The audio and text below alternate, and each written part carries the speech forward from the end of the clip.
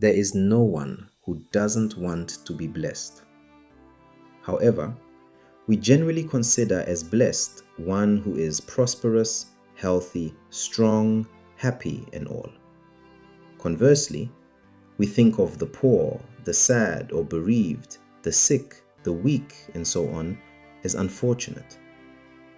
In fact, for the Jews, when someone was poor, bereaved, or experienced one misfortune or another, it was believed that such a person was cursed or being punished by God. Indeed, the word beatitude means blessed, but God's vision of what the blessed life consists of may be entirely different from and even contrary to ours. The Beatitudes are among Christ's most fundamental teachings. As Christians, we would be wise to see things as God sees them, rather than as the world sees them. For in His light, we see light. When Jesus says, "Blessed are the poor in spirit," and "Blessed are the meek," He is not glorifying weakness, but showing us that such a disposition can be a strength. This is what St. Paul discovered when he said in 2 Corinthians 12:10b, "When I am weak, then I am strong."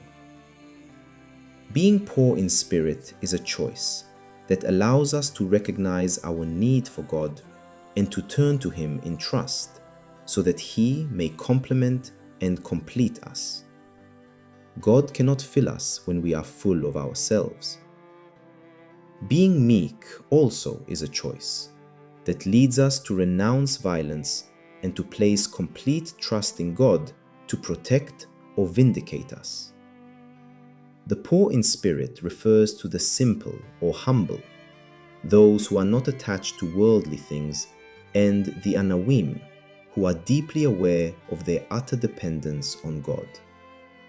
This first beatitude undercuts the dominant worldview that assumes material blessings are proof of God's approval, and that they automatically flow from spiritual blessings. Instead, Jesus teaches that wealth is no proof of holiness or godliness. When He says, "Blessed are those who mourn," and "Blessed are those who are persecuted for righteousness' sake," He is not spiritualizing suffering and misfortune, but rather clarifying that tragedies are not curses. Difficulties are unavoidable in life, and sometimes they occur through no fault of our own. Yet, we are never alone. Jesus teaches us that sufficient grace is available even in tragedy. As Christians, He also assures us that persecution is part of faithful living. This has always been the fate of God's people throughout history. Nevertheless, our sufferings on account of Him will not go unnoticed or unrewarded. When He calls the pure in heart and those who hunger and thirst for righteousness blessed, He reminds us that nothing in Christian spirituality is automatic. To see God requires effort, purity of heart and body, and a genuine hunger and thirst for righteousness. Righteousness is a word that is almost disappearing from the Christian lexicon, yet the Christian life demands it. Psalm 24:3 poses the question, "Who shall ascend the mountain of the Lord?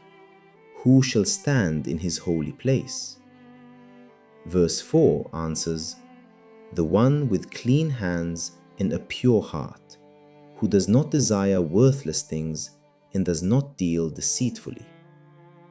The pure in heart are people of integrity, whose lives are marked by single-minded devotion to God and His kingdom.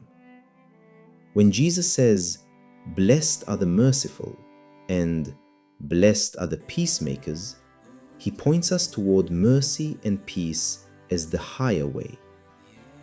Would not many world leaders benefit greatly from prioritizing peace, especially in war-torn regions of the world? Today, we stand increasingly close to self-destruction as nations assert their power, show their teeth, and brandish their arsenals. The world teaches us to be strong and dominant, but if no one is willing to let something go, it is only a matter of time before self-annihilation becomes inevitable. Being merciful and being a person of peace is not a sign of weakness. The prophet Micah reminds us, "What does the Lord require of you? To act justly, to love mercy, and to walk humbly with your God." All of this may seem counterintuitive, yet in Jesus Christ Himself, we find the perfect example of meekness, mercy, perseverance, and faithfulness. May God grant us the grace to embrace these interior attitudes, for they shape our character and form our inner life. Amen.